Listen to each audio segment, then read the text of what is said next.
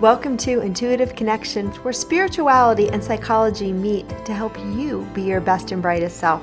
I'm your host, Victoria Shaw, and in each episode, I'll help you to awaken your own inner wisdom, step into your power, and live a more divinely inspired life.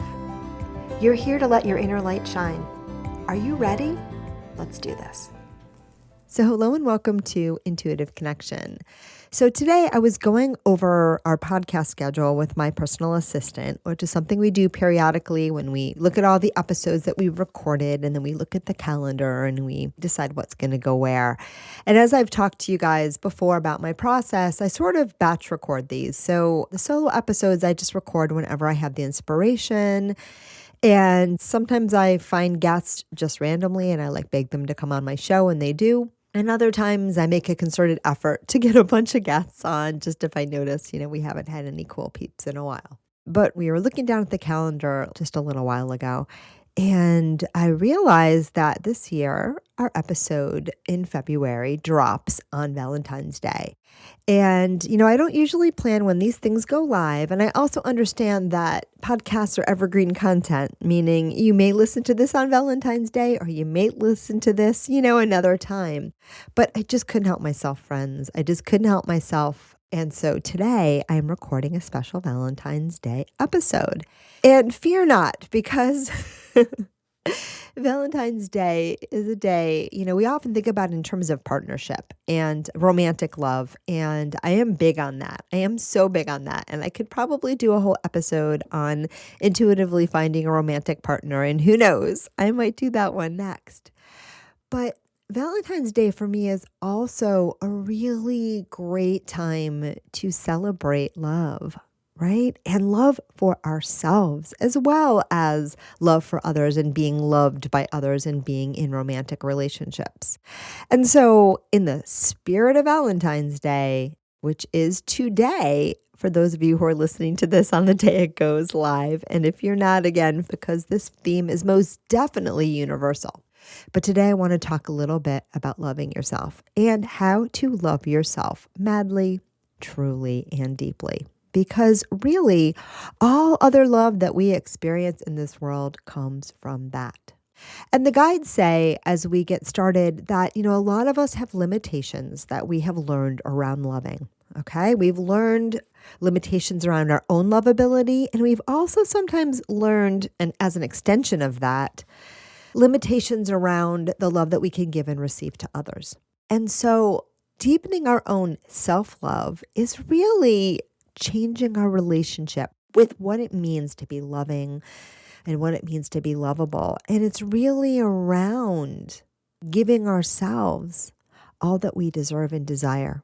And some of you know by this point, because I've alluded to it a lot, yours truly went through a very interesting period around this time last year where I was having a little nervous system glitch that was making me very emotionally uncomfortable. And also a lot of big change in my life too, which probably were contributing factors. But one of the things that I learned from this experience, and I did a lot of deep healing, and I'm actually truly grateful for the experience, though it wasn't, the funnest days of this incarnation. One of the things that I really, really deepened and learned from this experience was how to love myself, how to care for myself, how to nurture myself. And friends, I can't tell you the benefits from that experience that I am still reaping more and more today. And, it wasn't at this period of time, though, there have been other times in my life, and maybe there's been some times in yours, where I really did question my own lovability, where I didn't really feel likable or lovable, because maybe, the people in my world, or maybe you have this experience in your world, maybe didn't show up for you in the way that you wished that they had, or maybe even the way that you deserved and desired, right? Oftentimes those early relationships too are the ones that give us the 411 or the belief system that we have around what it means to be loved and what it means to be lovable. And I know this was certainly the case for me. And one of the things that I've learned through this experience is that so many souls, and probably all of us to some extent, because I do believe that we all come into this world in which the inherent perfection of our own divine beings is sort of cloudy. It's sort of hazy. It's sort of not clear. It's sort of not something that when we're looking at our own lovability, when we're looking at the truth of who and what we really are, at best, we're looking through a very distorted lens. And some of us, are wearing complete and total blackout blinders, right? So I'm going to take a breath because, that feels a little ouchy sometimes.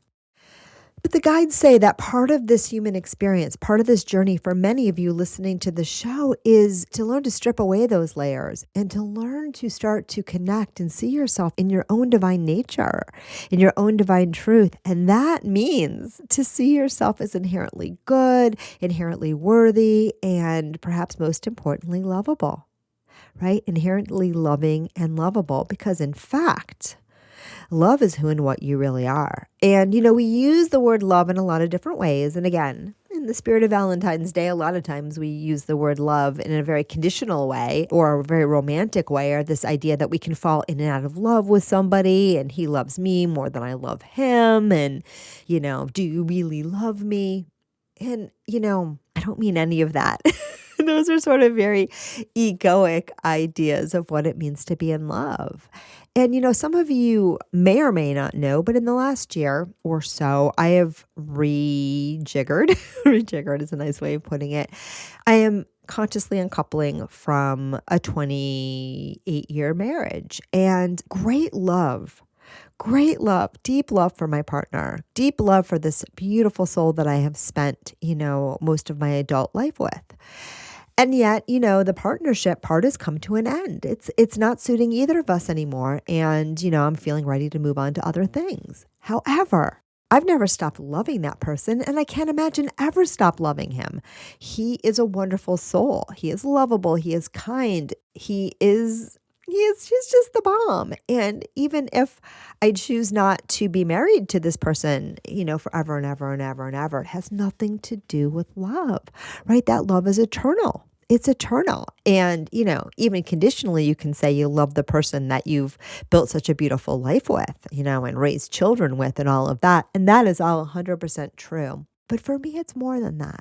It's more than that. My love is for his soul. My love is for our spiritual connection. My love is for the magic that we created together. My love is for all the things that we learned together on this journey. And those things will never go away.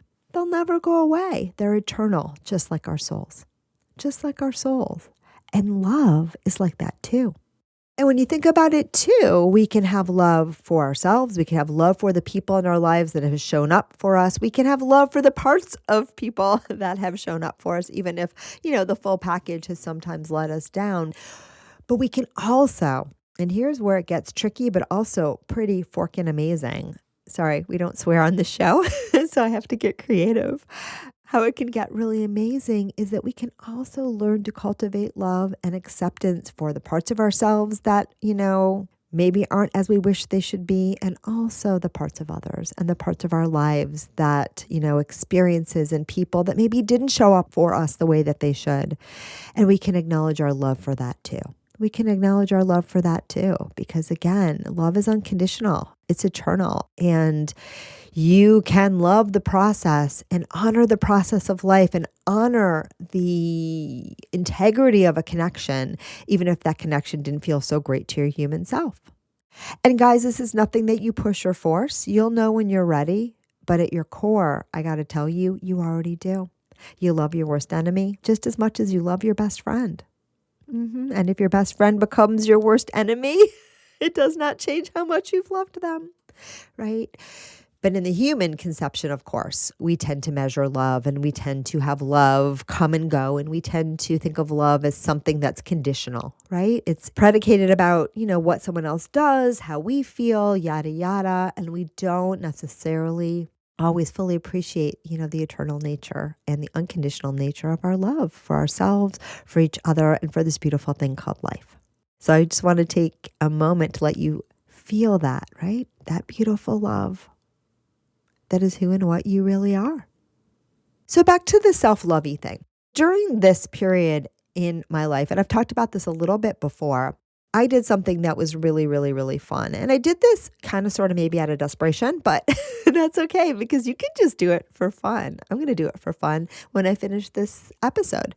I started writing myself love notes. And I think I've talked about this before on the socials. And I think I've talked about this a little bit in the episode on how to be a better bragger and receiving a compliment. But it feels like I'm not done with it yet. So I hope you guys don't mind and you're in for it too. But I spent a lot of time sharing with myself about what I loved about myself and really, really drinking that in. And I do have to say that I believe some of it came through me, the same way that my guidance comes through me when I'm giving a reading or doing this show, where it felt really just channeled through me. And pen in hand, I just let it flow. I just let it flow, and beautiful things came through.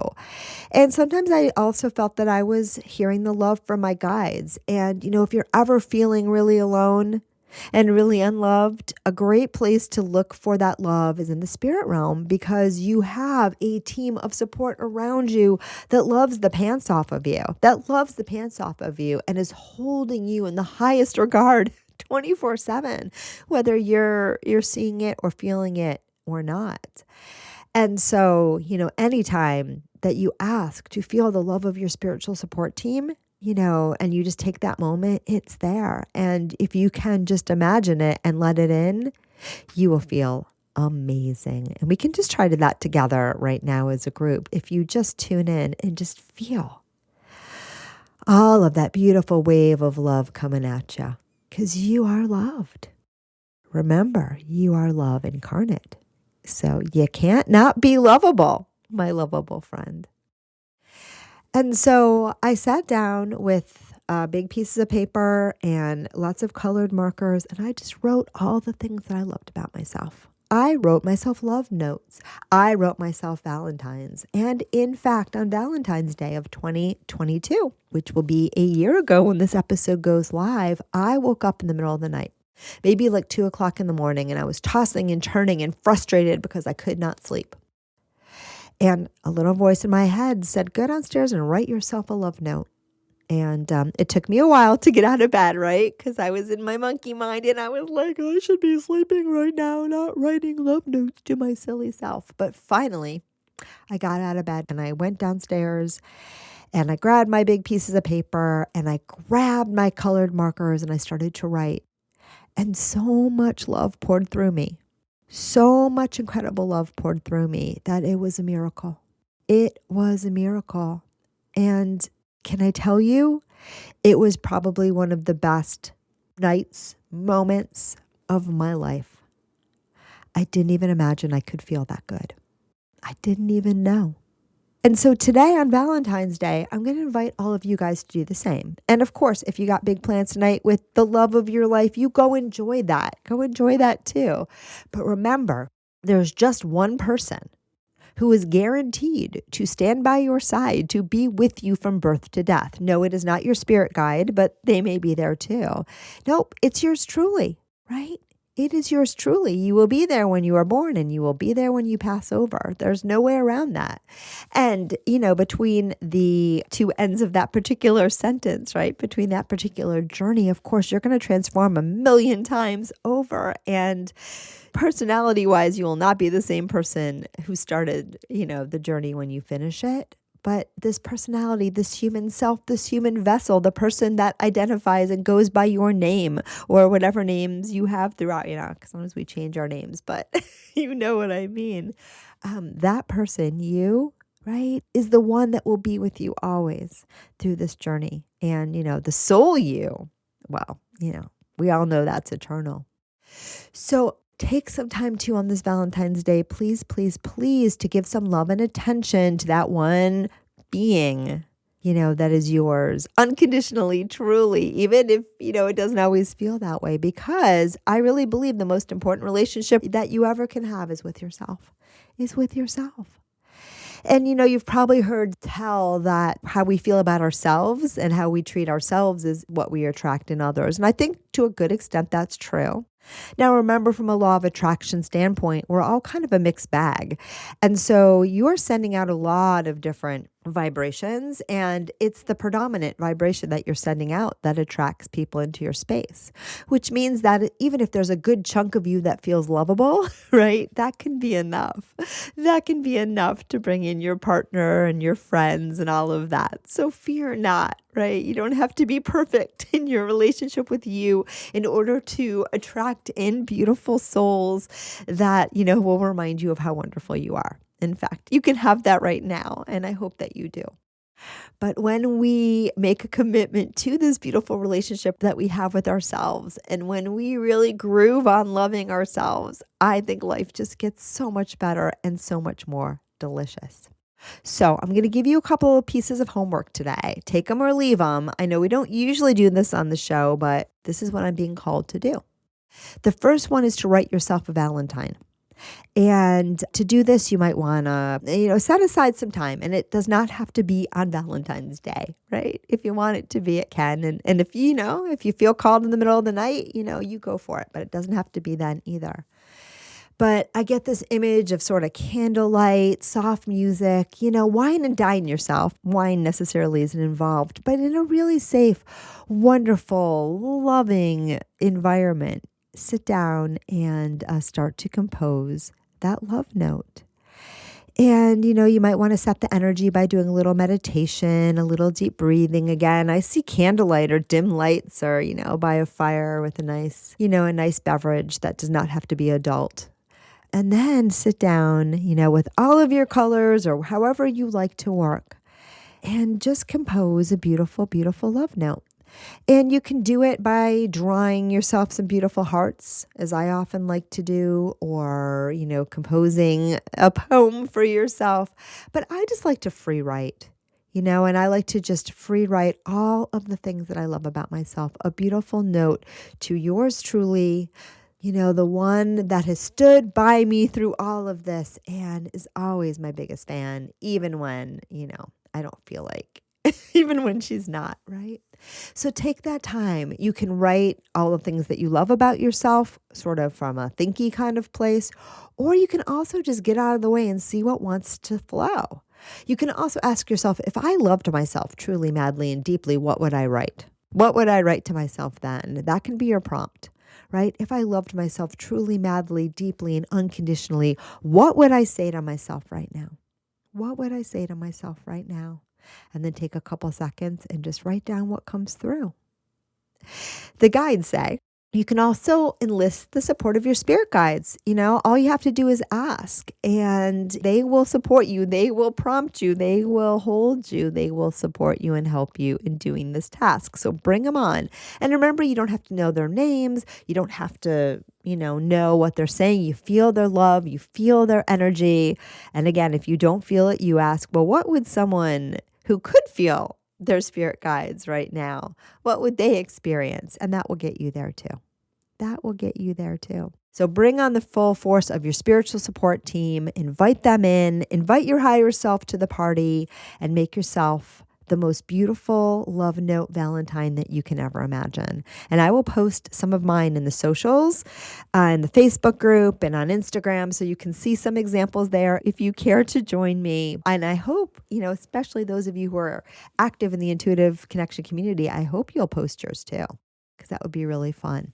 So that's homework piece number one. Make yourself that love note. It doesn't have to just be one thing. It can be a drawing. It can be a collage, but give yourself some love. The other piece that's coming through is take yourself on a date. All right. Give yourself a romantic date a la uno. It didn't sound, I was about to say in French, a la un, but that doesn't sound good, right? So I changed it up a little mixing languages there. So please forgive me.